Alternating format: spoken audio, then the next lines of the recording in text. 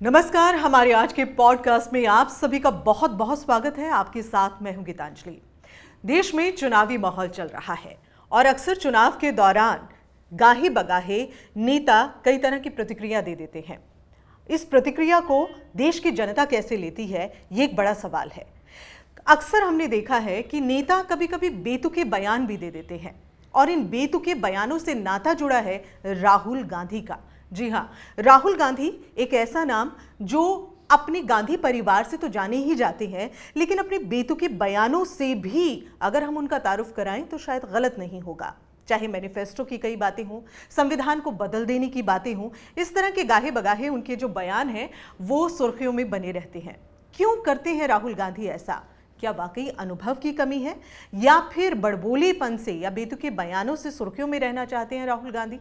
ये सवाल कई लोगों के जहन में आते हैं। कह लीजिए कि देश के हर व्यक्ति के जहन में इस दौरान ये सवाल चल रही है। राहुल गांधी पर ही आज हम बातचीत करेंगे और बात हम कांग्रेस की भी करेंगे।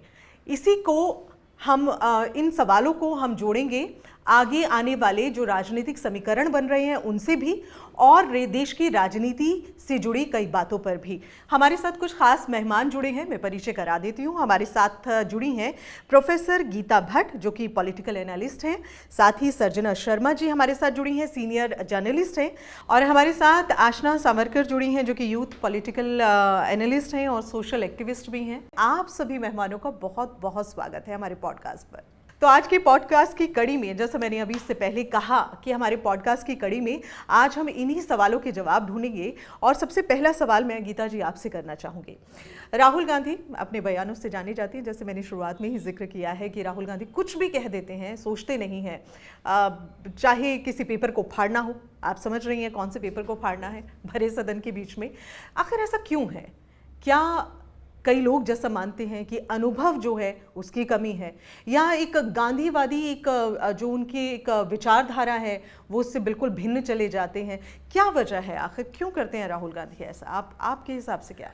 गीतांजलि जी, क्या होता है कि कई बार जब जो व्यक्ति एक सोने के चम्मच के साथ पैदा हुआ होता है तो उसे जीवन के कई पहलुओं का अनुभव नहीं हो पाता है। आप देखें तो जीवन में जब आप कोई संघर्ष नहीं देखते हैं, जब आपको सभी प्रकार के विलास, सभी प्रकार की सुख सुविधाएं, मतलब सोचने भर की देर है, और आपके पास जब से आप पैदा हुए हैं तब से आप प्रधानमंत्री के निवास में आपका जीवन बीता है, तो आप जो एक आम आदमी हैं उसके जो संघर्ष हैं, उसके सामने जो समस्याएं आती हैं, मुसीबतें आती हैं, उनको झेलना, उनको समझना ऐसे किसी भी व्यक्ति के लिए जो है बड़ा मुश्किल है। और राहुल गांधी जी, मुझे लगता है क्योंकि वो जीवन में उनका पूरा जीवन का सफ़र रहा है जिसमें कि आप देखें कि आधे से ज़्यादा समय वो विदेशों में रहते हैं। कोई एक चुनाव हुआ नहीं, उसके बाद आप देखिए तुरंत वो गायब हो जाते हैं बड़े लंबे समय के लिए। तो आप जब ज़मीन पर रहकर आप जो लोगों की समस्याएं हैं, उनके जीवन में जो चुनौतियां हैं, उनको अगर आप समझ नहीं सकते तो मुझे लगता है बड़ा स्वाभाविक है कि आप इस तरह की बयानबाजी करेंगे जिसका कि वास्तविकता से कोई लेना देना नहीं। उदाहरण के लिए अभी उन्होंने कुछ समय पहले, अभी चुनाव को लेकर ही, उत्तर प्रदेश को लेकर उन्होंने कहा कि यहाँ तो जो है मतलब बिल्कुल भाजपा का सफाया हो जाएगा, एकदम हारने वाली है। और ये तो बल्कि मुख्यमंत्री योगी आदित्यनाथ जी ने कहा कि भाई 402 की जो है विधानसभा के 402 सदस्यों की है, और इन 402 सदस्यों की विधानसभा में कांग्रेस के मात्र 2 प्रतिनिधि हैं, और वहाँ तो आपके 2 प्रतिनिधि हैं और यहाँ आप ऐसी बातें कर रहे हैं कि जी एकदम सुपड़ा साफ हो जाएगा।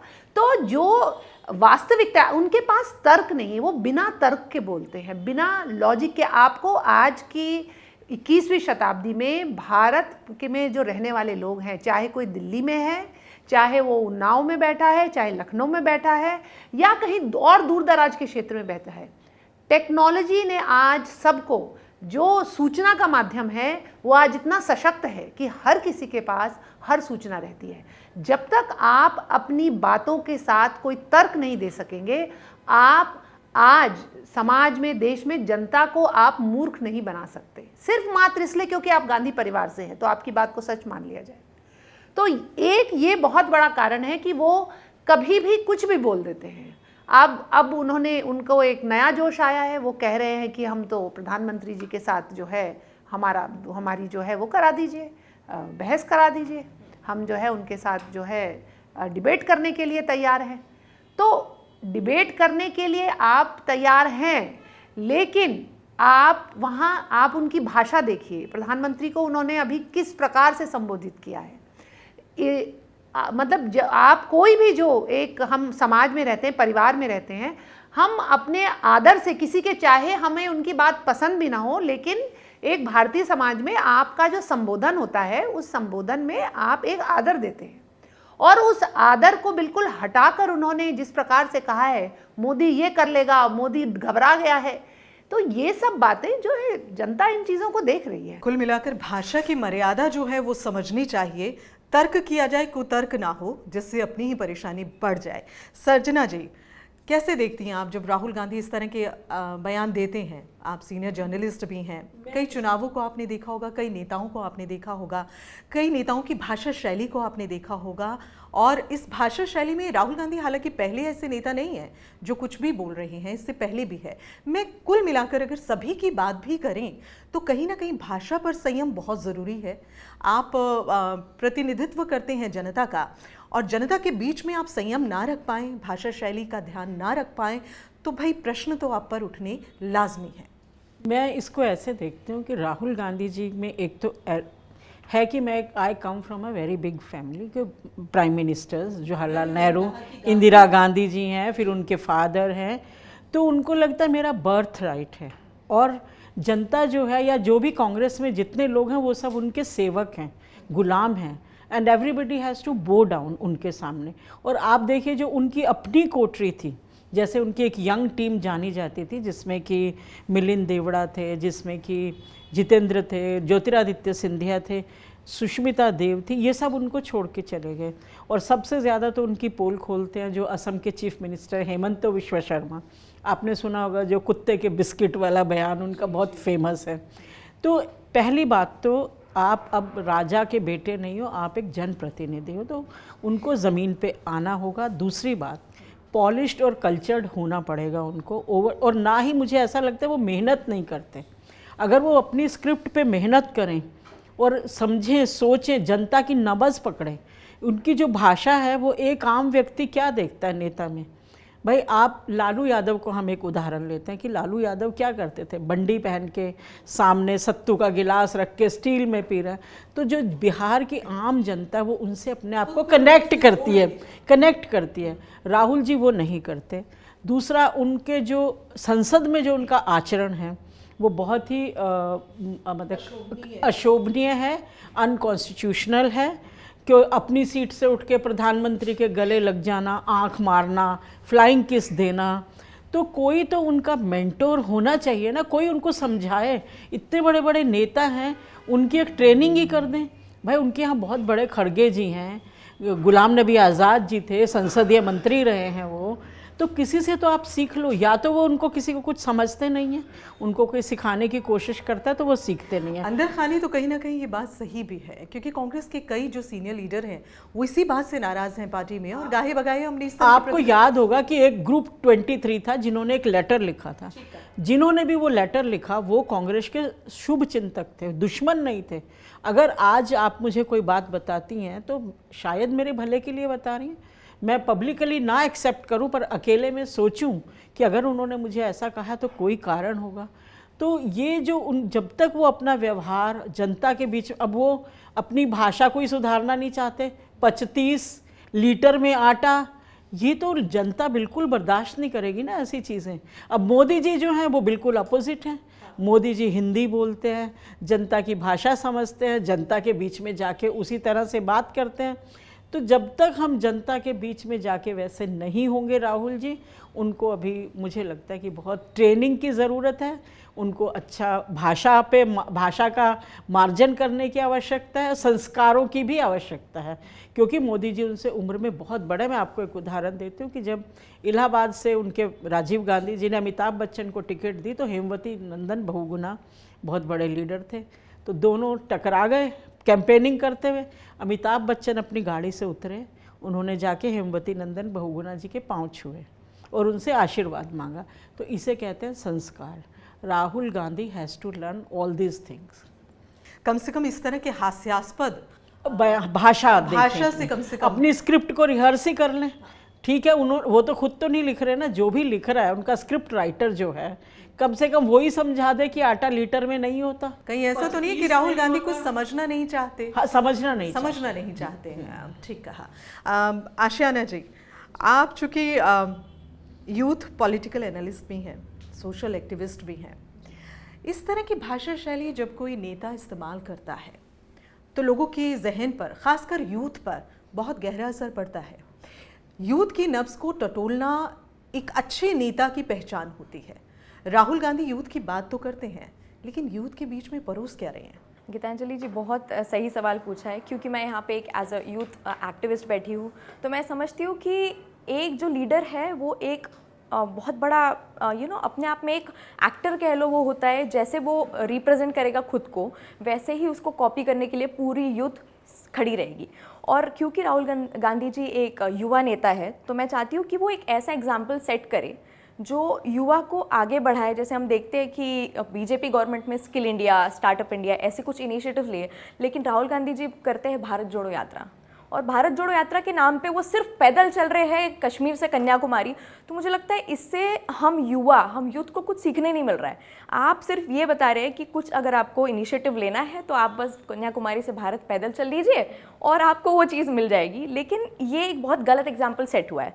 अगर उनको सच में कोई इनिशिएटिव लेना है तो एटलीस्ट अगर वो अपना खुद का प्रेजेंस ऑफ माइंड नहीं यूज़ कर रहे हैं तो मुझे लगता है उन्होंने कुछ प्रेरणा लेनी चाहिए। आप देखिए, योगी जी ने एक बहुत अच्छा एग्जाम्पल दिया है, स्केल इंडिया, जिसमें 3S चीज़ें फॉलो हो रही है, स्केल, स्पीड एंड आगे जो भी चीज़ें करने की कोशिश कर रहे हैं वो। तो मुझे लगता है स्केल करने की चीज़ें ज़रूरत है। युवा को स्केल कीजिए, आप युवा को स्पीड अप कीजिए, आप कुछ स्किल इनिशिएट कीजिए, ना कि आप खड़े होकर प्लेटफॉर्म पे आप एक बेतुका बयान दे रहे हैं कि आपके पास सोशल स्किल्स नहीं है। ठीक है, चलिए चलेगा, लेकिन आप उन चीज़ों को सीखिए जो आपके सीनियर्स हैं, जो आपके बड़े बड़े आपके फैमिली में जब एक सोशल पेडेस्टल होता है सब चीज़ों को देखने का, तो आप उन पेडेस्टल को, उसको आप एक आइकॉन रख के आप उसको एटलीस्ट फॉलो करिए। तो मुझे लगता है कि वो जब इस चीज़ों को एटलीस्ट फॉलो करना शुरू करेंगे तो वो एक आइकन बन पाएंगे यूथ के लिए। अदरवाइज वो एक बहुत गलत एग्जाम्पल सेट कर रहे हैं एंड अनफॉर्चुनेटली कुछ यूथ उसको फॉलो भी कर रहे हैं। आप देखेंगे भारत जोड़ो यात्रा में बस चल रहे हैं पीछे, लिटरली यात्रा से लोग जुड़ रहे हैं और इसी वजह से शायद कांग्रेस खुद को बहुत कॉन्फिडेंट भी मानकर चल रही है। लगता है कि शायद कुछ बदलाव हो जाएगा, लेकिन बदलाव होगा कैसे, उस पर काम करने की ज़रूरत है। क्योंकि अगर हम देखें तो काफ़ी वक्त अपना सत्ता में भी रहे हैं, उसके बावजूद आज ऐसा क्या है कि हर जगह से जड़ जो हैं वो कमज़ोर पड़ती जा रही हैं। गीता जी, राहुल गांधी जी की हम बात कर रहे हैं, उनके बयानों की बात कर रहे हैं। वो कहते हैं कि संविधान भी चेंज कर देंगे, संविधान को चेंज करने की बात भी कर रहे हैं। कितना संभव है ये एक और बचकाना बेतुका सा बयान कैसे किया जा सकता है? ये गीतांजलि जी, ऐसा लगता है कि वो चाहते हैं कि कुछ ऐसा कहें कि लोग उनकी तरफ जो है आकर्षित हों, अट्रैक्ट हों, अब चाहे वो सेंस है या चाहे नॉनसेंस है। क्योंकि देखिए, संविधान को जो बदलने की बात वो कर रहे हैं, लेकिन अगर आप सच्चाई देखें तो जो प्रयास कांग्रेस के शासन के समय जो बाबा साहब अंबेडकर का जो संविधान है उसको जो बदलने के प्रयास कांग्रेस के द्वारा किए गए हैं, उनके विषय में राहुल गांधी जी कोई बात नहीं कर रहे हैं। जिस प्रकार से अभी कर्नाटक में सरकार आई कांग्रेस की, और आते ही जिस प्रकार उन्होंने जितनी भी मुसलमानों की जातियां हैं उनको उन्होंने ओबीसी जो आरक्षण है उसके अंतर्गत डालने का जो प्रयास किया, वो तो जो ओबीसी कमीशन है जो कि 2015 में मोदी सरकार के अंतर्गत ही जिसे बनाया गया है, उसने इसके ऊपर ऑब्जेक्शन लगाया और उन्होंने उसको देखा कि आप ये क्या कर रहे हैं। और साथ ही साथ बाबा साहब अंबेडकर का जो संविधान है, उस संविधान में अगर हमें ध्यान हो तो 1950 में जब यह ऑर्डर आया कि जो है जो शेड्यूल कास्ट रिजर्वेशन का जो ऑर्डर जिस उस समय आया 1950 में, तो उसका जो पैरा 3 था उसमें साफ साफ ये लिखा था कि कोई भी और पंथ का अगर जो गैर हिंदू है वो इस आरक्षण के लिए उसे नहीं जो है लिया जाएगा। ये साफ साफ उसमें लिखा हुआ था। और आप जो है बार बार संविधान को बदलने के जो प्रयास चुपचाप कर रहे हैं, आंध्र प्रदेश में आपने ये प्रयास किया जब आपकी सरकार थी, कांग्रेस की सरकार थी, तो राहुल गांधी जी से कोई यह विषय पूछे कि आप जो है अपनी जहां आपकी सरकारें आई वहां उन सरकारों में तो आपने कोई कसर नहीं छोड़ा। और जब मनमोहन सिंह जी की सरकार थी यूपीए की, उस सरकार में सच्चर कमेटी को किस तरह से सच्चर कमेटी जो बनाई गई और उसने जो अपनी रिपोर्ट दी, उस रिपोर्ट में किस प्रकार की जो है रिपोर्ट दी गई, उसमें ये लिखा हुआ था कि जो मुसलमान हैं वो ओबीसी जो है उनसे भी बहुत पिछड़े हुए हैं, इसलिए उनको आरक्षण दिया जाना चाहिए।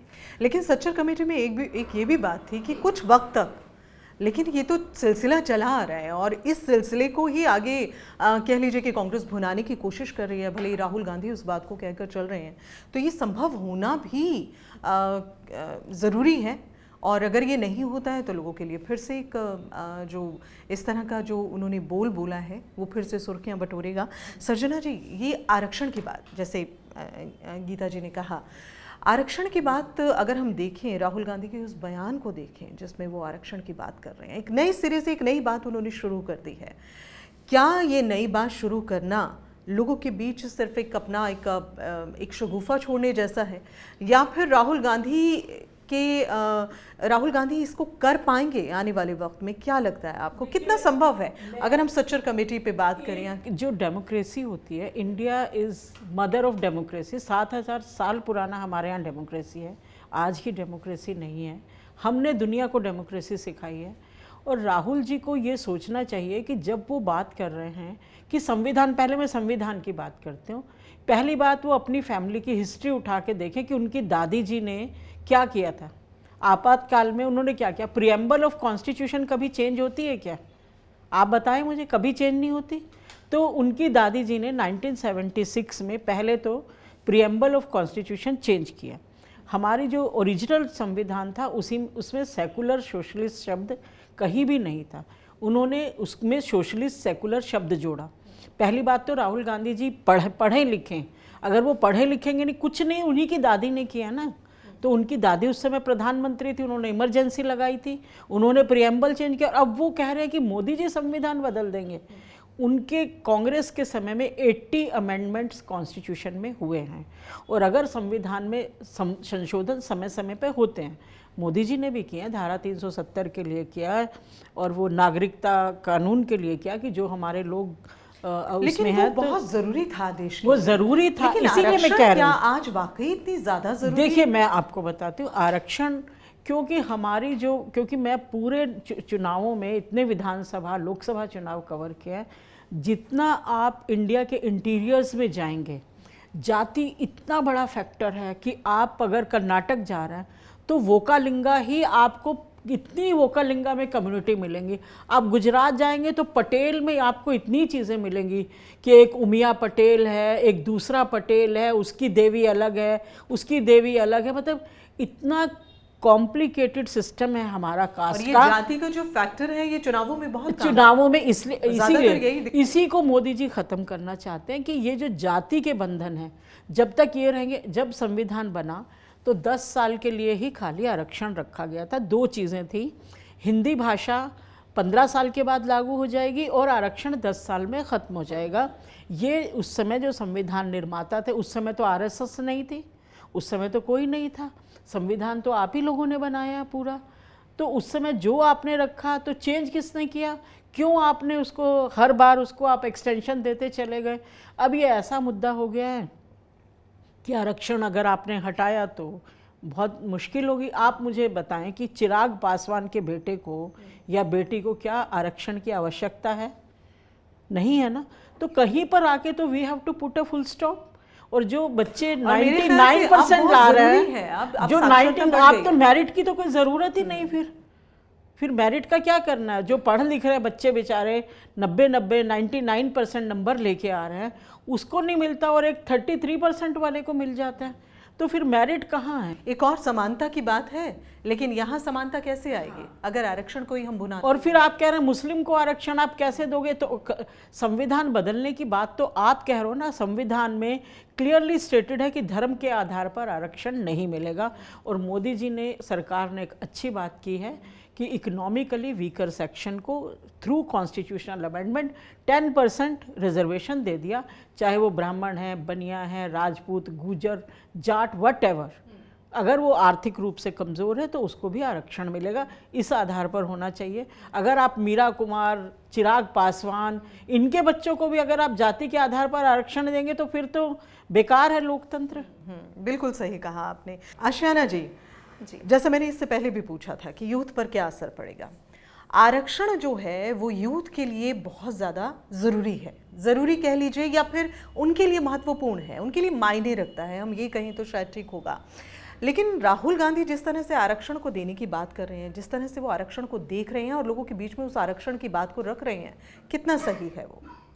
देखिए, मुझे लगता है सबसे पहले तो उन्होंने सिर्फ इस बारे में सोचना चाहिए कि 1 नेशन 1 रूल 1 पॉलिसी, क्योंकि इसमें आप देखेंगे यहाँ पर मैं कोई कास्टिज़म या कोई चीज़ों पर ना लाइट डाल के हम लोग अगर सिर्फ ये देखें कि जो सही में डिज़र्विंग है उन्हीं को मौका मिलना चाहिए। जैसे इन्होंने बताया मैम ने कि कितने लोग पीछे रह जाते हैं, जो एक्चुअल में इंटेलिजेंस जिनके पास है वो पीछे रह जाते हैं। कहीं ना कहीं रिजर्वेशन एक बहुत बड़ा फैक्टर है जो नेगेटिविटी पे रिफ्लेक्ट कर रहा है। लेकिन आप देखेंगे पिछले कुछ सालों में कुछ सुसाइड रेट्स भी बढ़े हैं।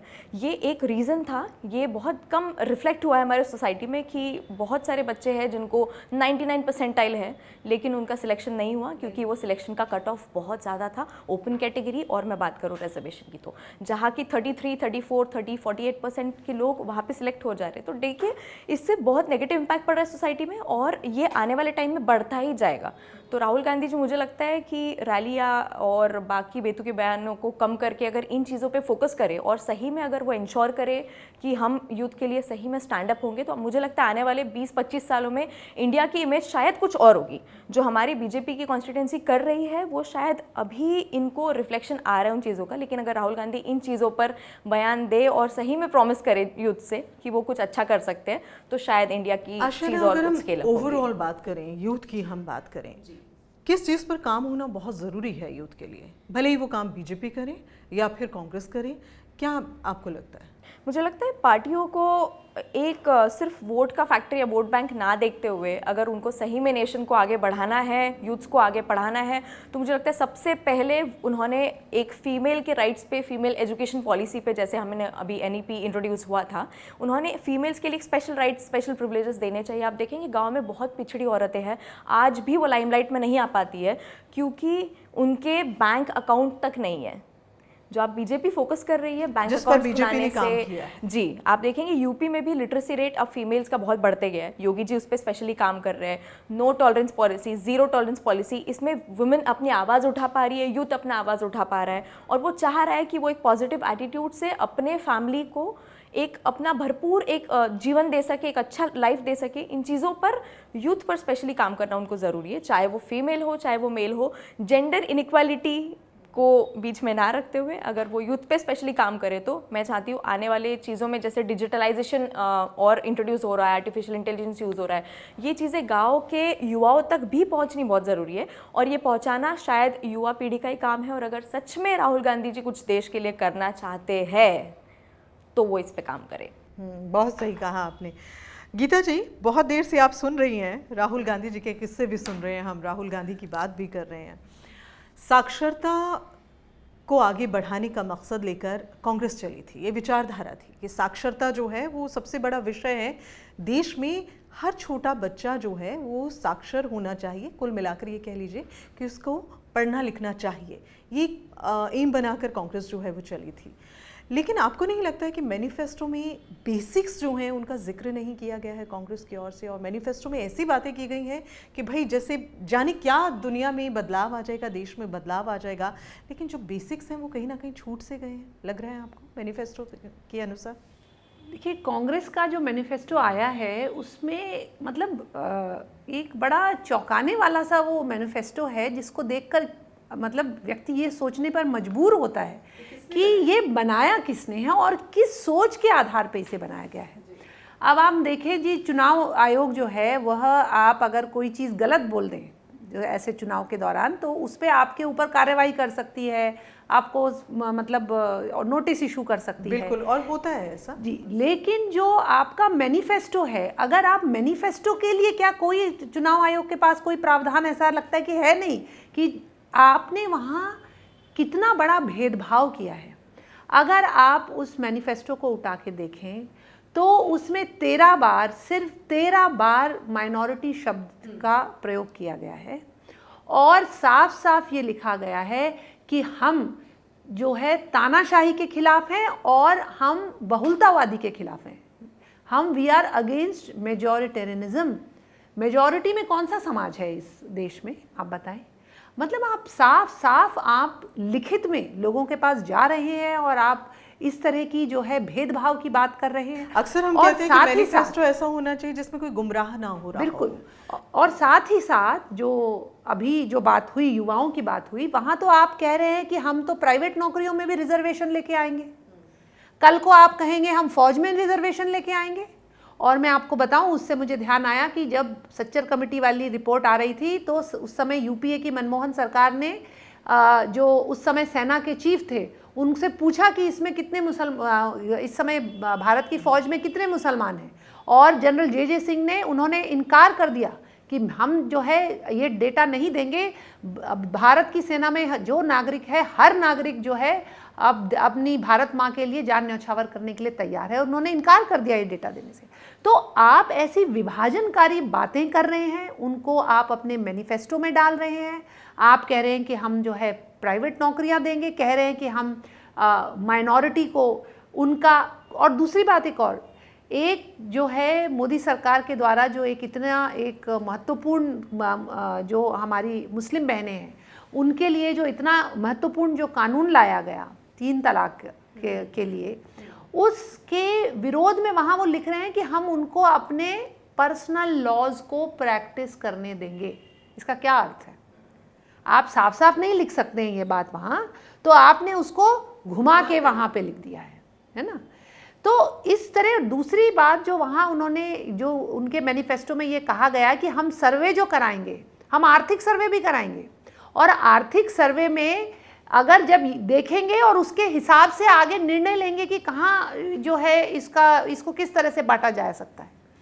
और बल्कि योगी आदित्यनाथ जी ने इसमें एक बड़ा अच्छा जो है उस पर तंज भी कसा कि औरंगजेब की आत्मा लगता है कांग्रेस के अंदर घुस गई है, कि वो जो है कांग्रेस जो है जिस तरह जजिया लिया जाता था औरंगजेब की तरह, वैसी ही बात कुछ उन्होंने अपने मैनिफेस्टो में लिखी है कि जो अपनी मेहनत से आदमी कमा रहा है, आप उसका पैसा लेकर जो है कहीं और दे देना चाहेंगे। तो ऐसी बात हुई कि आपने परीक्षा ली क्लास में, उसमें बच्चे जो है, किसी बच्चे के 90% आए, किसी बच्चे के 20% आए या 30% नंबर आए, आपने जो है उसको लेवल कर दिया, आपने दोनों को बराबर करके जो है 50% मार्क्स दे दिए।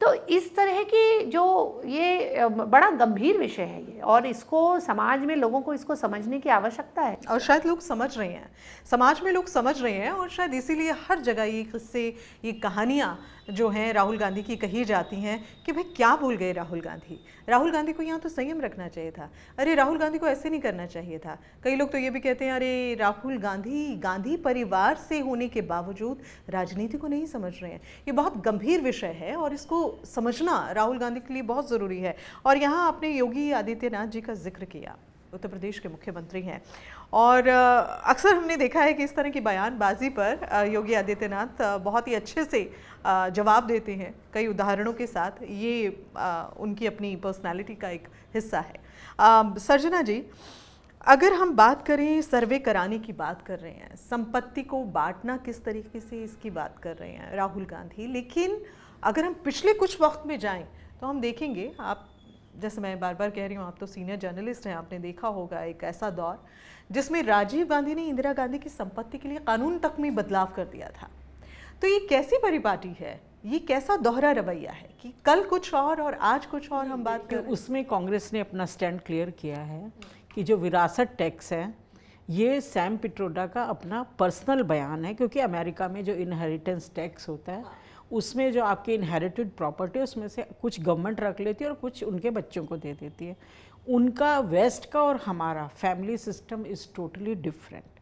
हम लोग अभी तक भगवान की कृपा से हमारा फैमिली सिस्टम स्ट्रॉन्ग है और वही दुनिया के निशाने पे है कि हमारा परिवार टूटेगा तो हमारा समाज टूट जाएगा, समाज टूटेगा तो राष्ट्र टूटेगा। तो इसलिए जितनी विदेशी ताकतें हैं हमारे परिवार उनके निशाने पर हैं। हमें बहुत बहुत केयरफुल होना है उसके बारे में, क्योंकि वो महिलाओं को क्या सिखाए, अरे करवा चौथ तो क्या पति की गुलामी है, और भाई को राखी बांधना तो क्यों तुम में क्या कमी है, तुम भी तो स्ट्रांग हो।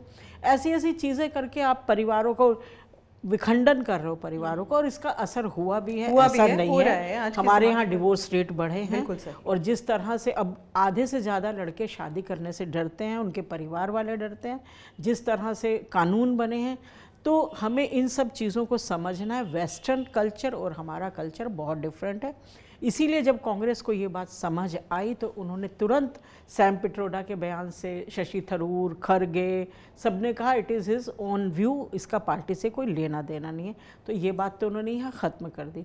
दूसरी बात आती है प्राइवेट सेक्टर रिजर्वेशन की। ये जो बात कर रहे हैं, आपको यदि याद हो तो चिराग पासवान जी और मीरा कुमार ने ये मुद्दा उठाया था, तो जितने बड़े इंडस्ट्रियलिस्ट थे, टाटा वगैरह, सब लोग ने इसका विरोध किया था।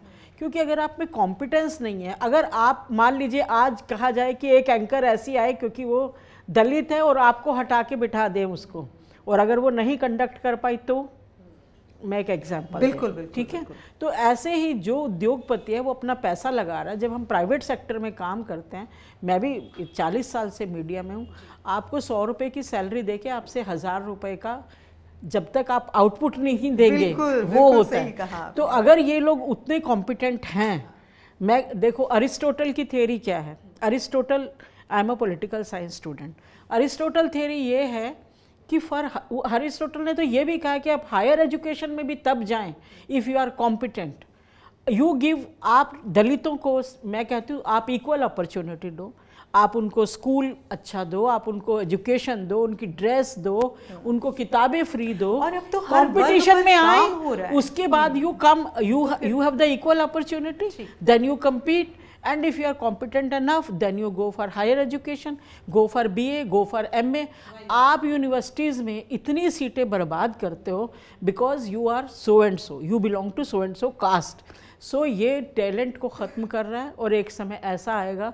आप एक बात बताइए कि एक सर्जन, एक बच्चा है जो बहुत कॉम्पिटेंट है, एक के 30% नंबर है, तो वो सर्जरी जब करने जाएगा तो कैसे करेगा, क्या होगा? तो ये जितने हमारे नेता फिर ये इंडिया में क्यों नहीं कराते सर्जरी, विदेश क्यों जाते हैं? तो ये रिजर्वेशन जो है ये समाज के लिए अपॉर्चुनिटी दो, मैं ये नहीं कहती ख़त्म कर दो, पर इतनी भी मत दो कि आप एक जो अच्छे कॉम्पिटेंट लोग हैं वो पीछे रह जाएं। So competence has to be there, equal opportunity के बाद आप कॉम्पिटेंस पे जाइए। ठीक कहा आपने। आशाना जी, लगता है कि बीजेपी इस पर काम कर रही है और कांग्रेस कहीं ना कहीं सिर्फ बात कर रही है। बिल्कुल बिल्कुल बिल्कुल, क्योंकि इस पर काम करने की ज़रूरत है। अच्छा, फिर इसमें एक बात ये भी आएगी कि भाई अभी तो हम सत्ता में ही नहीं है, तो हम कुछ करें कैसे? लेकिन जब सत्ता में रहे तब भी तो कुछ ऐसा नहीं किया जो करना चाहिए था, क्या कहें? मुझे लगता है 70 सालों में जो नहीं किया है वो आज अब बस बड़े बड़े सपने दिखाने के लिए वो बोला जा रहा है, क्योंकि उनको रूलिंग पार्टी में आना है। आप देखेंगे किस तरीके से वो लोग फिजिकली और मेंटली डिसेबल बनाना चाह रहे हैं। सॉरी, मैं यहाँ आपको इंटरप्ट कर रही हूँ, लेकिन मुझे ऐसा लगता है कि शायद बीजेपी का अब काम देखने के बाद कांग्रेस को ये समझ आ रहा है कि गलती कहाँ हुई, कहाँ हमें काम और करना चाहिए था। तो कहीं ना कहीं अपना एक होमवर्क जो है अपना, वो शायद कहीं ना कहीं। जी, आप कंटिन्यू करें। उन्हें अभी 10 सालों में अभी जो उनको जो समरी मिल गई है ना चीज़ों की, कि अब ये समरी है और हमें इसको कॉपी पेस्ट करना है, तो मुझे नहीं लगता कि उनका कॉपी पेस्ट का आइडिया काम आएगा, क्योंकि यहाँ पर मैं एक 2040 तक के का मिशन इनके पास टारगेटेड है। और ये सिर्फ अपने मैनिफेस्टो में ये बोल सकते हैं कि हमको जो हमारी महिलाएं, जो बहनें हैं, उनको लखपति दीदी बनाना है। उनको वो फिजिकली और मेंटली कहीं ना कहीं वो डिस्टर्ब कर रहे हैं, वो डिसेबल कर रहे हैं। क्यों? क्योंकि आप एक महिला के अकाउंट में 8,500 रुपये डाल रहे हैं पर महीने, आप डाल तो दे रहे हैं। मैं जब जाती हूँ, मैं जब किसी लड़कियों से मिलती हूँ, आप स्कूल गोइंग देखिए, आप यूनिवर्सिटी देखिए, आप वर्किंग देखिए, उनके माइंड में कहीं ना कहीं माइंडसेट बन रहा है, चलो 8,500 रुपये आ रहे हैं ना, क्यों काम करें हम। तो इससे क्या हो रहा है, आगे आने वाली पीढ़ी जो है वो अपने आप को एक डिसेबल बना लेगी मेंटली कि भाई 8,500 रुपये आ रहे हैं, इसमें हम अपना गुजारा कर रहे हैं, हमें बाकी चीज़ों की, हमें देश की, हमारे देश के फ्यूचर की कोई चिंता नहीं है। ये चीज़ अगर आप देखेंगे, ये महिलाओं में तो आ रही है, कहीं ना कहीं अब पुरुष इस चीज़ को कंपटीशन में लेके स्टैंड करना चाह रहे हैं कि उन्हें मिल रहे तो हमें क्यों नहीं। तो इससे हमारी जो थिंकिंग एबिलिटी है, जो इंटेलिजेंस है, जो इंटेलेक्चुअल चीज़ें हैं, वो कहीं ना कहीं आगे मिस होते जाएंगी, बिल्कुल बिछड़ जाएंगी। बिल्कुल बिल्कुल सही चीज़ कहा आ रही है आपने। आगे और देखते हुए। गीता जी, हमने अक्सर देखा है कि राहुल गांधी, बयानों की तो हम बात कर ही रहे हैं, कहीं नहीं छोड़ते, किसी जगह को नहीं छोड़ते। खासकर बीजेपी जो भी काम करती है उसके लिए उन्हें बोलना ही है, भले ही राम मंदिर हो। प्रमोद कृष्णन कहते हैं कि राम मंदिर के खिलाफ अगर राहुल गांधी आते हैं तो फिर हम मतलब इसके खिलाफ हम जाएंगे, और सब चीज़ें जो हैं चल रही हैं। वो बयानबाजी आपने सुना होगा कि सुपर पावरफुल जो कमीशन है वो बनाएंगे और फिर इसके अगेंस्ट जो है जाएंगे। क्यों, आखिर क्यों इतना हिंदू विरोधी राहुल गांधी अपने आप को बना लेते हैं? भले ही वो ना हो, हम नहीं कह रहे कि वो हैं, लेकिन उनकी जो बयानबाजियां हैं वो कहीं ना कहीं ये विरोधाभास लेकर आ ही जाती है। क्यों? अब ये समझ नहीं आता कि मतलब ये परिपक्वता की कमी है कि वह भारतीय संस्कार से बहुत दूर हैं, क्या कारण हो सकता है? क्योंकि भगवान राम तो इस देश की, मतलब वो सिर्फ कोई ये नहीं कि पूजा पद्धति के आधार हैं, इस हमारी जो एक हमारी संस्कृति है, हमारी विरासत है, उसके आधार भगवान राम है। और आप अगर उसको देखें तो अगर जब प्राण प्रतिष्ठा का जो है निमंत्रण कांग्रेस में गया, सोनिया गांधी जी को गया और खड़गे जी को गया, आप ये देखें, आप इसको अगर देखिए उसका भी वो राजनीतिक तौर से उन्होंने किस तरह उसको आंका।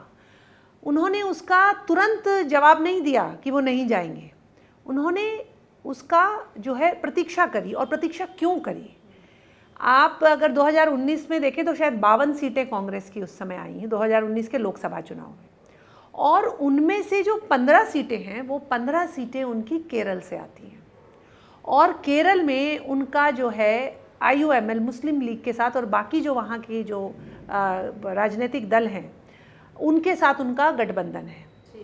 और जैसे ही ये न्योता आया, वहाँ पे जो मुस्लिम लीग के जो स्थानीय नेता हैं उन्होंने जिस तरह से इसका प्रतिरोध किया, वो प्रतिरोध को ऐसा समझ में आता है कि यही कारण है, क्योंकि तय तो था ही कि चुनाव उन्होंने कहाँ से लड़ना है, वायनाड से चुनाव लड़ना है। और वायनाड में क्यों जनसंख्या का क्या अनुपात है, मुस्लिम जनसंख्या और बाकी जो वहाँ पे बाकी जो लोग हैं उनका जो अनुपात है वो भी हमें मालूम है। तो उसको ध्यान में रखते हुए मना करा कि हम जो है प्राण प्रतिष्ठा में नहीं, और उसके राजनीतिक कारण दिए कि क्योंकि ये जो है भाजपा का कार्यक्रम हो गया, जबकि ऐसा नहीं है। ऐसा बिल्कुल भी नहीं था। यही परिपक्वता, इसी की हम बात कर रहे हैं। अगर परिपक्वता होती तो शायद इस तरह की बातें नहीं होती। जबकि राहुल गांधी ये भली भांति जानते हैं कि देश, भारत देश जो है वो परंपराओं से बंधा है, कहीं ना कहीं इस तरह की बातों से बंधा हुआ है, पूजा पाठ से बंधा हुआ है। जो राहुल गांधी पूजा पाठ से बिल्कुल अलग जाते थे, इतर जाते थे, उन्हें हमने देखा है कि वो जाके मंदिरों में माथा भी टेक रहे हैं। तो कहीं ना कहीं राहुल गांधी को इस और एक थोड़ा सा ध्यान यहाँ पर भी रखना चाहिए था। ये भी चुनावी हिंदू बन जाते थे वो, बीच बीच में चुनावी हिंदू बन जाते थे। और आप अगर देखें तो वो जब भी उन्हें राम मंदिर के विषय में अगर उनसे बात करी गई है तो उन्होंने कभी कोई सकारात्मक उत्तर नहीं दिया है। और बल्कि योगी आदित्यनाथ जी ने तो कहा भी कि जो है भारत की जनता जो है राम भक्त को ही लेके आएगी प्रधानमंत्री के रूप में। तो आप जो है समाज की जो भावना है उससे आप कितना दूर हैं आपको पता ही नहीं है। आप देखें, मतलब देश में 22 जनवरी को उस समय क्या उत्सव का माहौल था। आप क्या किसी सरकार ने जाकर कहा लोगों को कि आप जाके दीप जलाइए, आप अपने घर में उजाला करिए, आप झांकियाँ निकालिए? किसी ने नहीं कहा। लेकिन एक आत्मग्लानि से समाज जो है 500 वर्षों के बाद बाहर आ रहा था। और उसको जो है एक उत्सव के रूप में बनाया, आप उसके भागीदारी बनने को तैयार सबसे नहीं। बड़ी बात है कि अगेंस्ट कमीशन ला क्यों रहे हैं और कैसे ला सकते हैं, जबकि सुप्रीम कोर्ट ने ही सारी चीज़ें साफ की हैं और सुप्रीम कोर्ट का ये फैसला है, उसके बावजूद आप कहते हैं कि अगेंस्ट हम कमीशन लेकर आएंगे। तो देखिए कितनी बड़ी एक बात है ये। राहुल गांधी का अपरिपक्व होना कहीं ना कहीं इस बात में भी झलकता है। जी गीता जी कंटिन्यू करें। जो अगर जैसे प्रमोद कृष्णन जी का जो बयान है, अगर उसके अनुसार जाएं कि भाई उन्होंने इस प्रकार की बात कही है कि वो एक हाई पावर कमीशन बनाएंगे और दोबारा से इसको पलट देंगे, इसको वहाँ से हटा देंगे, आप मतलब भारत की जो समाज है, जनता, उनकी भावनाओं से आप इस तरह खेलने को तैयार हैं। और किस लिए? आप क्या अपने आप को भारतीय नहीं समझते? और भारत जोड़ो यात्रा करते हैं। और भारत जोड़ो यात्रा करते हैं और आप अपने आप को, इसका तो यही अर्थ है कि आप अपने आप को भारतीय मूल्यों से, भारतीय समाज से आप अपने आप को कहीं भी जुड़ा हुआ नहीं मानते हैं। आप कहीं भी, आपके अंदर उनके कोई भी भाषा आप देख लिए, ये वही व्यक्ति हैं राहुल गांधी जी जिन्होंने कहा था कि लोग मंदिर लड़कियां छेड़ने जाते हैं। आप देखिए, आप इतनी भावनाओं के साथ कभी किसी और धर्म के लिए उन्होंने कभी कोई ऐसी बात कही है क्या? सर्जना जी बहुत स्माइल लिए फेस पर और शायद हंसी रही हैं। और सर्जना जी, बेतुकी बातों की तो हम बात कर ही रहे हैं, लेकिन देखिए एक, मैं तो इसे अपरिपक्वता भी कहूँगी, कहीं ना कहीं एक्सपीरियंस का कम होना भी, क्योंकि राजनीति में जमे रहने के लिए, बने रहने के लिए, गांधी परिवार से होने के बावजूद आपको बड़ा ही संयम रखना होगा। आपकी भाषा शैली बहुत ही शुद्ध और बहुत ही कह लीजिए कि मर्म होनी चाहिए, जिससे जनता आपकी ओर अट्रैक्ट हो। जैसे मोदी जी का एग्जाम्पल गीता जी ने दिया, बिल्कुल सही है। मोदी जी कनेक्ट होते हैं लोगों से, हर जाति से, हर वर्ग से कनेक्ट होते हैं, और कनेक्ट होने के बाद, वो कनेक्शन बनाने के बाद वो अपने तीखे बोल भी बोलते हैं, तो शायद इतना लोगों को नहीं अखरता है, क्योंकि लोगों की बात करते हैं, लोगों की भावनाओं की बात करते हैं मोदी जी। लेकिन इसके बिल्कुल विपरीत राहुल गांधी की भाषा शैली रहती है, और उस पर हम लगातार बात कर ही रहे हैं। देखिए, आपने राहुल गांधी अगर किसी से भी ना सीखते, अपनी दादी से ही सीख लेते हैं। उनका बचपन अपनी दादी के साथ बीता है, वन सफदरजंग रोड में बीता है।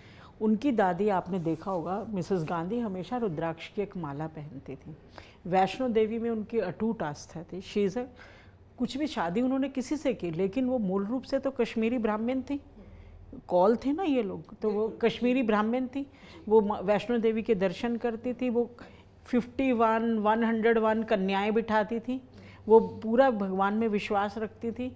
तो हो सकता है कि उन्होंने बचपन में वो भी नहीं सीखा अपनी दादी से। दूसरा, उन्होंने भारत की आत्मा को भारत में पैदा होके भी नहीं जाना राहुल गांधी जी ने। उनको जानना चाहिए था कि राम यहाँ जन जन के राम है, मन मन के राम है। आप राम के बिना भारत की कल्पना भी नहीं, मुझे थोड़ा लगता है नहीं हो सकती। देखिए कितनी आस्था जुड़ी हुई है कि आपकी भी आंखें नम है इस बात तो पर। अगर वो, तो देश का जन अगर जो है, एक जो व्यक्ति, एक पॉलिटिकल पार्टी हो, आप भारत की सबसे पुरानी पार्टी हो, और अगर आप, मैं कहती हूँ आपको थोड़ा डिप्लोमेसी होना चाहिए था। जब आपके पास निमंत्रण आया, आपके परिवार में से कोई एक, चलिए आप नहीं जा रहे, और आप क्या इतना अपीजमेंट है मुस्लिम के लिए कि आप वहाँ जाके जाना ही नहीं चाहते हो, कि आपको लगता है अगर हम राम मंदिर की प्राण प्रतिष्ठा में गए तो हम मुस्लिम विरोधी हो जाएंगे। मैं पूरा यूपी घूम के आ रही हूँ। You meet Muslims on the road, you meet elite Muslim, you meet political leaders, you meet people on the road Muslim, they are so happy. उनको, मैं इतने नेताओं से मिली, सहारनपुर में इमरान मसूद ने मुझे रामायण की चौपाइयाँ सुनाई, और वो उदाहरण देते हैं रामायण के हमको कि देखिए रामायण में तो ऐसा था, अगर मोदी जी राम हैं तो हम भी तो भरत हैं, हमको भी वो गले लगाएं। सो अगर आज मुस्लिम ये बात कह रहा है कि मोदी जी राम हैं तो मैं भरत हूँ, मुझे गले लगाएं, तो आप सोचो कितना बड़ा जनमानस में परिवर्तन है। और उसको क्या राहुल गांधी जी महसूस नहीं कर पा रहे? जनता की नब्ज़ पे उनका हाथ ही नहीं। अच्छा, राहुल गांधी जी को ऐसा क्यों लगता है कि लोगों की आस्था से खिलवाड़ कर कर जनता उन्हें ही चुन लेगी? नहीं, आस्था से खिलवाड़ नहीं है, ये वोट बैंक पॉलिटिक्स है। उनको लगता है कि मुस्लिम इस बात से खुश होगा, लेकिन ये उनकी बहुत बड़ी गलतफहमी है। हो सकता है कुछ मुस्लिम खुश होंगे, लेकिन अब बहुत बड़ा बदलाव आया है। आप सोचिए, इकबाल इतने बड़े कवि थे, तो उन्होंने भगवान राम को क्या बोला? इमाम हिंद। तो कुछ तो पढ़ लिख लें, कुछ तो सीख लें। रसखान को ही पढ़ लें, रस खान ने मुस्लिम होकर कितना कुछ हिंदू धर्म के लिए लिखा, इतना बढ़िया लिखा, और आज भी उन्हें पढ़ा जाता उन्हें है, पढ़ा सुना जाता है, उनका तो जिक्र किया जब अब आप देखिए आरिफ मोहम्मद खान है, आप आरिफ साहब से जब बात करेंगे तो वो आप कितनी बातें, क्योंकि उन्होंने दोनों धर्मों को पढ़ा है और उनका एक तुलनात्मक अध्ययन है। जब तक आप नहीं पढ़ेंगे तो आप फिर राहुल गांधी जैसी ही बातें करेंगे, और मुझे लगता है जो उनके एडवाइज़र्स हैं वो तो सोनिया गांधी को तुरंत बदल देना चाहिए। ऐसा कहीं ना कहीं इस तरह की जब हम बातें देखते हैं तो फिर लगता है कि बदलाव बहुत ज़रूरी है। आशाना, क्या कहेंगे आप, बदलाव बहुत ज़रूरी है कांग्रेस में? बिल्कुल बिल्कुल, चेंज इज़ वेरी इंपॉर्टेंट। मैं चाहती हूँ कि जैसा बीजेपी एक चेंज लाते गई है तो कांग्रेस शायद उसको थोड़ा सा इनकलकेट करे, अगर वो सही में सरकार में आना चाहती। जैसे मैम ने राम मंदिर का एग्जाम्पल दिया, मैं ये भी बताना चाहूँगी कि कितना बढ़िया पॉलिसी, आप अगर आप पॉलिटिकली देखा जाए तो ये कितनी अच्छी आस्था को जोड़कर हम लोगों ने इकोनॉमी बढ़ाने की कोशिश की। आप देखेंगे 3 लाख करोड़ की जो हमारी प्लस हुई है राम मंदिर की वजह से, जो मोदी जी के साथ साथ जो आदित्यनाथ जी ने साथ में रह के शोल्डर टू शोल्डर उनका सपोर्ट करके कैसे उन्होंने इकोनॉमी प्लस आस्था दोनों को जोड़ने की बात कही है। राहुल गांधी जी बस बात करते हैं कि मोहब्बत की दुकान खोली है, वो संस्कारों की बात नहीं करते। उन्होंने शायद ये बात करनी चाहिए कि अब हमें संस्कारों की दुकान खोलने की ज़रूरत है, हमें नई पीढ़ी को कुछ अच्छा सिखाने की ज़रूरत है। ये मुझे लगता है सबसे बड़ा बदलाव यहीं से शुरू होना चाहिए। और आप अगर किसी एक युवा को खड़ा करना चाहे तो आप बोलेंगे कि युवा पीढ़ी को इंटेलिजेंस, पॉलिटिक्स, सोशल, कल्चरल हर चीज़ों का नॉलेज होना चाहिए, ना कि सिर्फ मोहब्बत की दुकानें खोलने की बात करनी चाहिए। तो मुझे लगता है यही सबसे बड़ा बदलाव आने की ज़रूरत है। बिल्कुल सही कहा आशियाना। देखिए हम ऑनेस्टली चाहते हैं कि एक स्ट्रॉन्ग विपक्ष हो। लोकतंत्र तभी चलता है जब रूलिंग, और फिर आपकी शैडो कैबिनेट बोलते हैं विपक्ष को, लेकिन वो शैडो कैबिनेट बोला जाता है। मैं चाहती हूँ कि राहुल गांधी जी एक सशक्त, अच्छे, गंभीर, सौम्य नेता के रूप में उभरे। ये मेरी दिली तमन्ना है। कितना वक्त इंतजार करना पड़ेगा लोगों अब ये तो चलिए अब हम बात कर लेते हैं उत्तर प्रदेश की भी कर लेते हैं गीता जी। उत्तर प्रदेश में कहा जा रहा है कि हम लोग साथ साथ हैं। वो एक चला था ना तार की, हम साथ साथ हैं। महीनों पहले जिक्र शुरू हो गया था लोकसभा चुनाव आने से पहले, और हाथ पकड़कर आगे भी बढ़े और पूरे मंच पर सब लोग साथ। लेकिन भीड़ जो लगाई थी मंच पर वो तितर बितर हो गई। क्या वजह मानती हैं? क्योंकि ये हमने पहले भी देखा था, और ये लोकसभा इलेक्शन की बात नहीं है। कई जगह हमने देखा है कि जब राज्यों में विधानसभा चुनाव हुए तो भी लगा है कि कुछ दल जो हैं आपस में मिल गए कि हम साथ साथ हैं, लेकिन फिर उसके बाद फिर से वही तितर बितर हो गए। उत्तर प्रदेश के संदर्भ में अगर हम बात करें तो अखिलेश यादव और राहुल गांधी, इनकी जोड़ी बड़ी फेमस कही जाती है, और ये माना जा रहा था कि लोकसभा चुनाव से कुछ वक्त पहले ये माना जा रहा था कि जोड़ी शायद कुछ कमाल कर देगी, शायद चीज़ें बहुत अलग हो जाएंगी, और जैसा दावा था दोनों का ही कि हम बहुत कुछ बदल कर रख देंगे, वो साकार होता नज़र आ रहा है। कितना, कैसे देखेंगे आप? गीतांजलि जी, पिछली बार जब चुनाव हुए तो उत्तर प्रदेश में तब भी सपा और कांग्रेस जो है वो साथ आए थे, और तब था जो स्लोगन चला था वो था कि यूपी को साथ पसंद है ना, लड़कों का साथ पसंद है। लेकिन अब कहा जा रहा है यूपी को योगीनाथ पसंद बिल्कुल। तो उस समय भी देखिए दोनों जो यहाँ समस्या क्या है कि आप आज के भारत की जो जनता, उत्तर प्रदेश की जनता है, उसकी जो लेवल ऑफ मैच्योरिटी है, उसकी जो परिपक्वता है, उसको कांग्रेस और सपा समझने में थोड़ा उनको कम आंक रही है, ऐसा मुझे लग रहा है।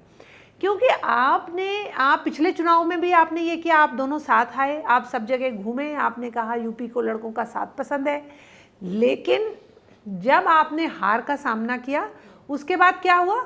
उसके बाद आप दोनों अलग अलग रास्ते चले गए, और अलग अलग रास्ते जाने के बाद आपको जब अपने पड़ोसी राज्य में भी, मध्य प्रदेश में जैसे अभी चुनाव थे, वहाँ जब ये बात आई तो वहाँ पे जो है कांग्रेस के नेता कमलनाथ जी, और वहाँ बिल्कुल सीटों के मामले में झगड़ा हो गया, एक दूसरे से बातचीत बंद हो गई, एक दूसरे को तंज कसे जाने लगे जो है पब्लिक में। लेकिन आप जैसे ही फिर जो है 2024 का लोकसभा चुनाव आया है, तो फिर आप, इसका मतलब ये है कि आप एक साथ भारत की जनता के लिए कुछ काम करने के लिए आप साथ नहीं आना चाह रहे हैं। आपका जो उद्देश्य, ध्येय है, वो सिर्फ और सिर्फ जो है सत्ता हासिल करना है। सिर्फ सत्ता हासिल करने के बाद अगर वो आपको नहीं मिलती है तो आप जो है बिल्कुल वो साथ भी गया और फिर जनता भी गई, जनता उससे भी कोई चली सरोकार नहीं है। बिल्कुल सही कह रही हैं आप। लेकिन अगर हम बात करें सर्जना जी, उत्तर प्रदेश के संदर्भ में अगर हम बात करें, रायबरेली सीट, अमेठी सीट, ये बड़ी ही फेमस गांधी सीट्स कही जाती हैं, गांधी परिवार को ही मिलती हैं, लेकिन उसमें भी भीतर खाने अंदर खाने बहुत कुछ चल रहा है। रॉबर्ट वाड्रा का नाम भी सामने आया, फिर प्रियंका गांधी पीछे हो गई, फिर इन सीट्स पर जो एक वर्चस्व है गांधी परिवार का वो कहीं ना कहीं कम होता नजर आया। उत्तर प्रदेश में जो स्थिति चल रही है कांग्रेस की, कई राज्यों में तो चल ही रही है जो चल रही है, लेकिन उत्तर प्रदेश में अगर हम कहें कांग्रेस की स्थिति आज क्या है? देखिए, सबसे पहले तो क्योंकि ये गठबंधन में चुनाव लड़ रहा है और गठबंधन में इनके इतने विरोधाभास हैं, आपस में ही हैं। आप इंडी गठबंधन में टीएमसी भी है और कांग्रेस भी है, बंगाल में ये एक दूसरे के खिलाफ लड़ रहा है, कश्मीर घाटी में national conference, Mehbooba Mufti, PDP, ये एक दूसरे के खिलाफ लड़ रहा है। तीनों सीटों पर सबसे पहले महबूबा मुफ्ती ने डिक्लेयर किया, उसके बाद फिर नेशनल कॉन्फ्रेंस ने भी 3 सीटें हैं घाटी की, अपने कैंडिडेट खड़े किए। शुक्र है कि यूपी में इनका कम से कम अखिलेश का और इनका ऐसा रहा कि जहाँ पे कहीं पे सपा के टिकट पे उम्मीदवार चुनाव लड़ रहा है तो कहीं कांग्रेस से लड़ रहा है। पर मुझे नहीं लगता, क्योंकि जितना मैं घूमी हूँ वेस्टर्न यूपी और पूरा यादव बेल्ट में, हाँ डिम्पल यादव की स्ट्रॉन्ग सीट है, निकाल लेंगे, जो इनके गढ़ हैं उसमें ये निकाल सकते हैं और डिम्पल तो पक्का निकालेगी। अखिलेश यादव बीजेपी को थोड़ा टफ कंपटीशन दे रहे हैं, लेकिन उसमें भी ये है कि जब आप आम आदमी से बात करते हो तो आम आदमी अपने कैंडिडेट को नहीं देख रहा है कि उसके यहाँ से कौन खड़ा है। क्योंकि अगर आप एक बिल्कुल सड़क पे जाके जिसकी छोटी सी दुकान है उससे भी पूछोगे ना, वो कहता है हमें नहीं पता जी कौन है, हम तो बस मोदी को वोट देंगे। जब ये लोगों का भाव होता है ना, तब आप समझ लीजिए कि जन भावना क्या है। सब उनको लगता है जी पहले तो हम भैंस बांधते थे तो घर में लाके बांधते थे, कि रात भर हम की को खेत में बांधते तो खोल के ले जाते थे, नल हैंडपंप उखाड़ के ले जाते थे लोग। तो कहते हैं अब बड़ा सुरक्षित है, हमारी बेटी साइकिल से स्कूल जाती है। अब मैंने विधानसभा चुनाव भी कवर किया, तो आप जहाँ जाओ तो हम पूछते थे कौन, बोले बाबा, और कौन, बाबा माने योगी आदित्यनाथ। तो मुझे लगता है कि कांग्रेस ऐसा नहीं कि बहुत बुरा करेगी, सपा और Congress they will gain a few seats, but BJP का मुझे जो मैंने देखा, अनुभव किया, लोगों से बात की, अच्छा एज है, क्योंकि सुशासन है, फिर आपकी सुरक्षा है, फिर आपके जितने माफिया हैं उन माफिया का लॉ एंड ऑर्डर बहुत अच्छा बेहतर हुई है उत्तर प्रदेश तो में, लॉ इसमें कोई दो राय यही नहीं लोगों है। के लिए, क्योंकि अगर आप मान लीजिए मैं एक माँ हूँ और मेरी बेटी कॉलेज गई है, मुझे पता है कि योगी जी के राज में उसको कोई खतरा नहीं है, वो सुरक्षित वापस आएगी, तो क्या चाहेगी एक माँ, किसका राज चाहेगी फिर? जी बिल्कुल, वो सुरक्षा चाहेगी। वही मैंने कहा कि उत्तर प्रदेश में कहा जा रहा है कि योगी आदित्यनाथ पसंद है, तो वो वही वाली बात है। और आपको मैं बता दूं कि मेरा गांव वेस्टर्न यूपी में है। एक ज़माना था 5 बजे के बाद आप घर से नहीं निकल सकते थे।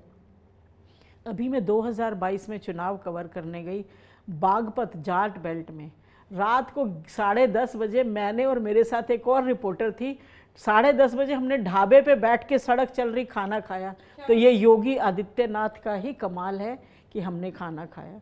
हम दिल्ली से अयोध्या बाई रोड गए, हमने रात भर ट्रैवल किया, क्या मजाल है कोई कुछ कह दे। तो दिस इज़ द ब्यूटी। और मैं ये मानती हूँ कि उत्तर प्रदेश एक ऐसा राज्य है, देखिए बहुत बड़ा राज्य है, सबसे पहले पॉपुलेशन बहुत ज़्यादा है, और कहीं ना कहीं कह लीजिए कि दिल्ली का रास्ता भी यूपी से होते हुए गुजरता है, राष्ट्रपति गलियारों की बात करें तो। और वहाँ पर जो लॉ एंड ऑर्डर की स्थिति थी कुछ वक्त पहले, लोग योगी जी से पहले, सुरक्षा वो बहुत ही अजीब थी, बहुत डरावनी थी, लेकिन योगी जी के आने के बाद वो स्थिति बहुत बेहतर, सारे माफिया का सफाया किया। फिर राम मंदिर भी एक फैक्टर है। अगर आप दिल्ली से बाहर निकल जाएं, आप जाएं इधर वेस्टर्न यूपी की तरफ, किसी पार्टी का झंडा नहीं है, ओनली एंड ओनली राम और हनुमान जी की पताकाएं पूरे बाज़ार में, घरों पे। ना आपको बीजेपी का झंडा मिलेगा, ना किसी और कांग्रेस का मिलेगा। तो आप इसी बात से आइडिया लगा लीजिए। मुजफ्फरनगर में मैं गई, कैराना में गई, ये तो आप देख लीजिए सब जगह झंडे लगे हैं और कुछ भी नहीं है। आशियाना, यूपी का टफ कंपटीशन लग रहा है आपको? क्या ये कंपटीशन करेगा? क्या क्या क्या सोचती हैं आप? देखिए कंपटीशन तो बिल्कुल टफ नहीं है, एकदम क्लियर कट है कि अच्छा, आप भी मानती हैं कि बिल्कुल बिल्कुल क्लियर कट है। योगी जी आना है, दोबारा आएंगे और मुझे लगता है कि बार बार आएंगे, क्योंकि आप देखिए सबसे पॉपुलेटेड स्टेट में काउंट होता है उत्तर प्रदेश, और मोस्ट बैकवर्ड स्टेट से लेकर अभी आप देखेंगे $1 ट्रिलियन की इकोनॉमी वो लोग माइलस्टोन सेट करने का उन्होंने एक पाथ बनाया है, जो कि बहुत बड़ी बात है।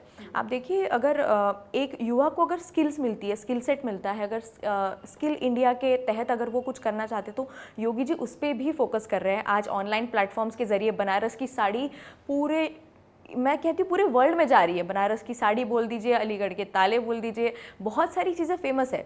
जैसे कि मैम बता रहे थे कि आप पहले जाते थे तो आपको डर लगता था, मैं अकेले ड्राइव कर लेती हूँ, अब यूपी से दिल्ली से होते हुए मैं हरिद्वार चली जाती हूँ तो बीच में रास्ते में सहारनपुर और सब चीज़ें पड़ती है। पहले जाने में डर लगता था क्योंकि चीज़ें सुनाई आती थी कि वहाँ पे कुछ अनवांटेड चीज़ें हो गई, अनफॉर्चुनेट चीज़ें हो गई, लेकिन आज योगी जी के सरकार में बिल्कुल डर नहीं लगता है अकेले जाने में।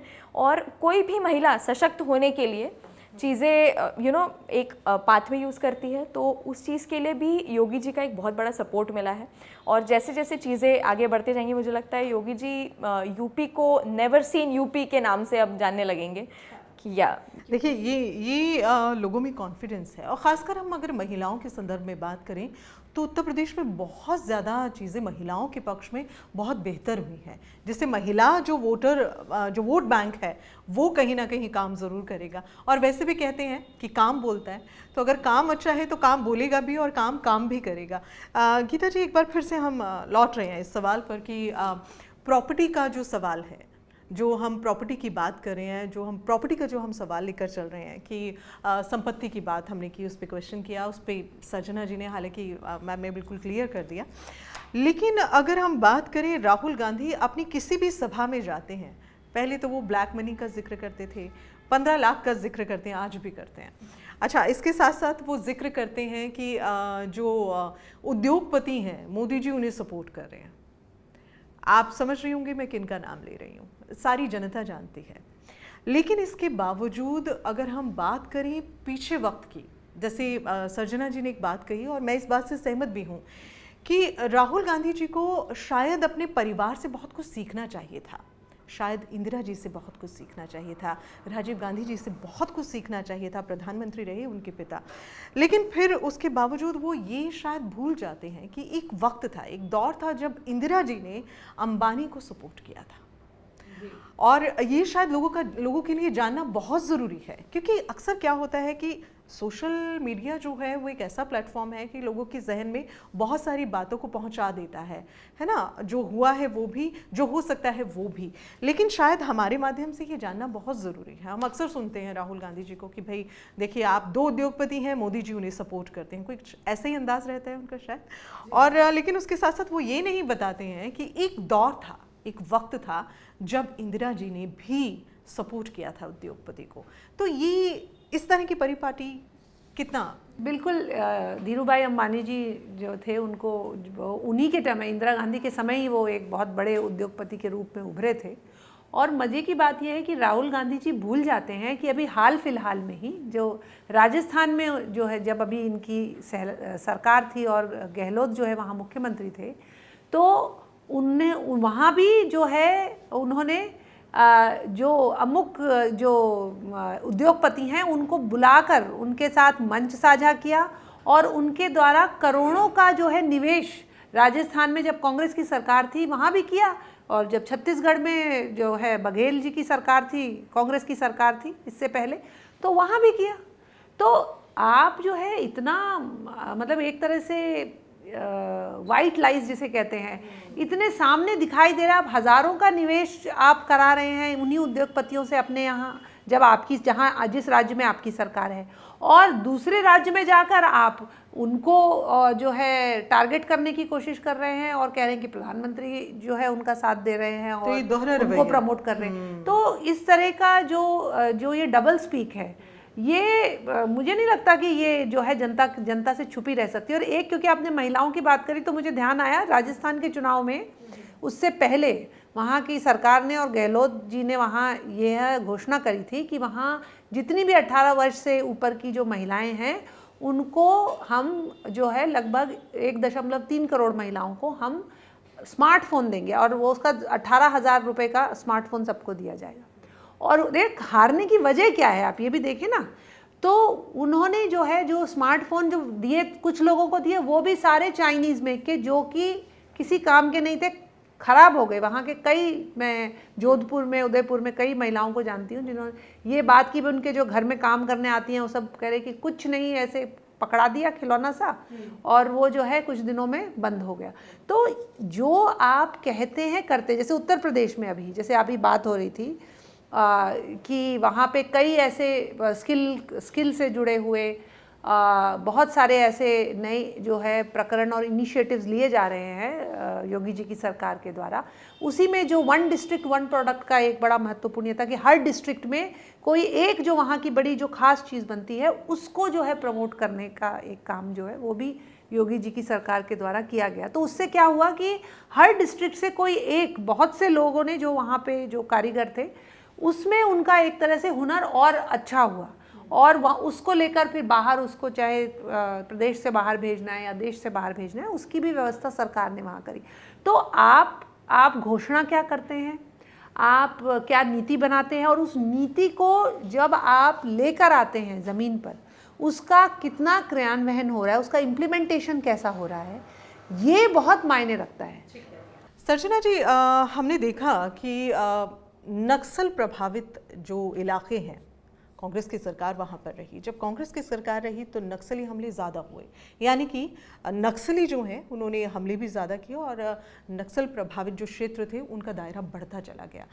लेकिन हम देख रहे हैं कि इस दौरान अगर नक्सली शहीद होते हैं तो तेलंगाना से मंत्री जाते हैं और उन्हें श्रद्धांजलि देते हैं। और कांग्रेस का ये कैसा रवैया है, जहाँ नक्सलवाद जो है वो हमारे देश की जड़ों में मट्ठे समान है, वहाँ पर कहीं ना कहीं उन्हें सपोर्ट करता हुआ जो है कांग्रेस का रवैया रहता है। इसे आप कैसे देखते हैं, क्योंकि ये भी एक बड़ी समस्या है और गंभीरता की ज़रूरत है इसमें, जो गंभीरता नज़र नहीं है। नक्सलवाद की तो बात है ही, क्योंकि नक्सलवाद कहाँ से आया उसकी एक अलग कहानी है। सबसे पहले हम पंजाब की बात करेंगे कि जब अकालियों का वर्चस्व था पंजाब में तो श्रीमती गांधी ने उनको डाउन करने के लिए भिंडरावाला को हीरो बनाया और बाद में वो उनके लिए भस्मासुर साबित हुआ और फिर वो खालिस्तान की लहर चली, जो कि अब फिर से दोबारा से केजरीवाल जी के समय में शुरू हुई है। तो आप ये सोचिए कि अगर हम केवल हमारी कुर्सी बची रहे, जब हम ये मोह छोड़ देंगे और हम उन लोगों को जो कि एंटी सोशल हैं, जेएनयू में जश्न क्यों होता है जब 72 लोग मारे जाते हैं? ये कौन लोग हैं, इनको प्रमोट कौन कर रहा है, इनको एडमिशन कैसे मिला है, इनको कैसे फिर इनके ये मीडिया में आके बयानबाजी कैसे करते हैं, फिर बाहर से कैसे। आप सोचिए कि आप जब नक्सलवाद की बात कर रहे हैं, छत्तीसगढ़ में आप जाके लोगों से मिलिए ज़मीन पर, वहाँ पर आपको याद होगा एक संगठन बना था सलवा जुडम। जी। आपको सलवा जुडम याद होगा। सलवा जुडम जो था वो बहुत पैट्रियोटिक टाइप का संगठन था और उन लोगों ने नक्सलियों, वहाँ का जो आदिवासियों को बहलाना फुसलाना बंद हो, इसलिए सलवा जुडम बना। लेकिन सलवा जुडम का सुप्रीम कोर्ट में क्या हुआ और किसके समय में हुआ, आप जानती हैं ये बातें। तो ये तो साबित होता ही है कि ये लोग सिर्फ अपनी कुर्सी। अब आप देखें ना कि पाकिस्तान क्या कह रहा है कि मोदी, पाकिस्तान को क्या मतलब है कि हमारी, अब मणिशंकर अय्यर क्या बोल रहे हैं, इनकी भाषा आप देखिए, ये खुद ही इनको मतलब किसी को कहने की आपको मुझे जरूरत नहीं मुझे है, ऐसा लगता ये खुद ही है साबित करते हैं ये सारी बातें। इस तरह की बातों से कहीं ना कहीं लगता है कि शायद बौखलाए हुए हैं। जो परिस्थितियां बन रही हैं, जो जनाधार बीजेपी के साथ जाता नजर आ रहा है, उससे कहीं ना कहीं बौखला रहे हैं और अपनी बौखलाहट में शायद समझ नहीं आ रहा है कि क्या बोल रहे हैं। बौखलाना नहीं, क्योंकि आप मुद्दों की राजनीति कर ही नहीं रहे हो। आपने मुद्दे पे आप आ ही नहीं रहे हो। जो देश के मुद्दे हैं, आप मुद्दे पर आइए, बहस कीजिए। आप ऐसे इशू उठा रहे हैं जिनके सिर ना पैर। बिल्कुल बिल्कुल, ये एक मतलब एक बड़ी समस्या जो है। अब लोग पागल नहीं है, जैसा कि गीता जी ने कहा, अब ये ज़माना है, सोशल मीडिया का ज़माना है, लोग सब जानते हैं। आप मुझे बताइए कि आप विकल्प अगर बनना चाहते हो बीजेपी का, तो what better you are giving. लोग ये भी तो सोचेंगे ना। हाँ, तो ये सोच ही नहीं रहे। विपक्ष का मजबूत होना जरूरी है, बहुत जरूरी है। मैंने तो आपसे कहा कि मैं चाहती हूँ कि राहुल गांधी एक मैच्योर, समझदार और परिमार्जित, सुसंस्कृत नेता बने। हम चाहते हैं सर। और हम ये चाहते हैं कि ये बात कांग्रेस खेमे में जाए और राहुल गांधी, जिनसे सबको ये उम्मीद है कि वो एक अच्छे अपनी पर्सनालिटी को जो है उस पर काम करें और एक बेहतर नेता बन के उभरें, तो शायद ये उनके लिए बेहतर रहेगा, देश के लिए भी बेहतर रहेगा। एक अच्छा विपक्ष आए, बिल्कुल बिल्कुल मजबूत विपक्ष जिसकी जरूरत है, जो होना डेमोक्रेसी में जरूर। तो आज का ये अहम विषय रहा और आप सभी हमारे साथ जुड़े। समय सीमा है हमारे पॉडकास्ट की, लेकिन जाते जाते एक फाइनल कमेंट आप लोगों से ले लेते हैं ओवरऑल आज की हमारी चर्चा पर। आशना जी, आपसे शुरू कर लेते हैं। जी, मैं बस एक ही लाइन कहना चाहूँगी, राहुल गांधी जी चोर चोर मौसेरे भाई बनना बंद करें और सच में अपने देश पर, देश के डेवलपमेंट पर, उनके सेल्फ डेवलपमेंट पर भी, उनके पार्टी के डेवलपमेंट पर भी डेफिनेटली काम करें, तो ही हमारा देश आगे बढ़ पाएगा और जो सोने की चिड़िया का हमारा जो टैग था वो एक सोने की चिड़िया वापस मिलेगा और एक जो कहते हैं ना एम्पावरमेंट की चिड़िया, द मिशन इंडिया, जिस पर मोदी जी काम कर रहे हैं और जिस पर कहीं ना कहीं कांग्रेस को भी सीरियस होने की जरूरत है। कम से कम कर नहीं कुछ उसमें ऐड नहीं कर सकते तो कम से कम वहाँ कमी करने की कोशिश ना करें, कमी निकालने की कोशिश ना करें। सजना जी, आपका फाइनल। मैं ये चाहूँगी कि डेमोक्रेसी में सबसे ज़रूरी होता है विपक्ष। पॉलिटिकल साइंस में शैडो कैबिनेट भी बोलते हैं विपक्ष को। तो विपक्ष जो है वो एक सकारात्मक पॉजिटिव बने, संसद को अच्छे से चलने दे, जनता के मुद्दे समझे, ताकि जनता के बीच में जब वो सही मुद्दे बाहर और संसद में उठाएंगे तो जनता उनको भी एक अच्छे नेता के रूप में उनके सम्मान करेगी, इज्जत करेगी और हो सकता है कभी सोचे उनके बारे में। तो उनको ये इस समय बहुत ज़रूरी है। चलिए गीता जी, आपका फाइनल कमेंट ओवरऑल। तो मुझे ये लगता है कि आज जब हम सभी अपने देश को एक विकासशील देश से 2047 में विकसित देश बनाने का लक्ष्य तय कर रहे हैं, तो ऐसे में ये आवश्यक है कि हम सभी को, जनता को एक ऐसी सरकार चुनने की आवश्यकता है जो कि विकास में, देश की सुरक्षा में, गरीब कल्याण में और जो इस देश की जो आस्था है उसमें जो विश्वास रखते हैं उनको सरकार में लाने की आवश्यकता। चलिए, आप सब ने आज बहुत ही कीमती वक्त हमें दिया और इस बातचीत में हमारे साथ आप बने, बहुत बहुत शुक्रिया। बहुत अच्छी ये बातचीत रही, आप सभी का बहुत बहुत शुक्रिया, थैंक यू सो मच। तो देश में कांग्रेस की स्थिति क्या चल रही है? कांग्रेस को एक मजबूत विपक्ष के रूप में सत्ता पक्ष के सामने होना चाहिए, लेकिन उसके लिए कहीं ना कहीं खुद पर काम करने की ज़रूरत है। हमने अपने साथ मेहमान जोड़े और इस विषय पर बातचीत की। आज के पॉडकास्ट की कड़ी में फिलहाल इतना ही। अगली बार हम फिर मिलेंगे एक नए विषय के साथ। तब तक के लिए नमस्कार।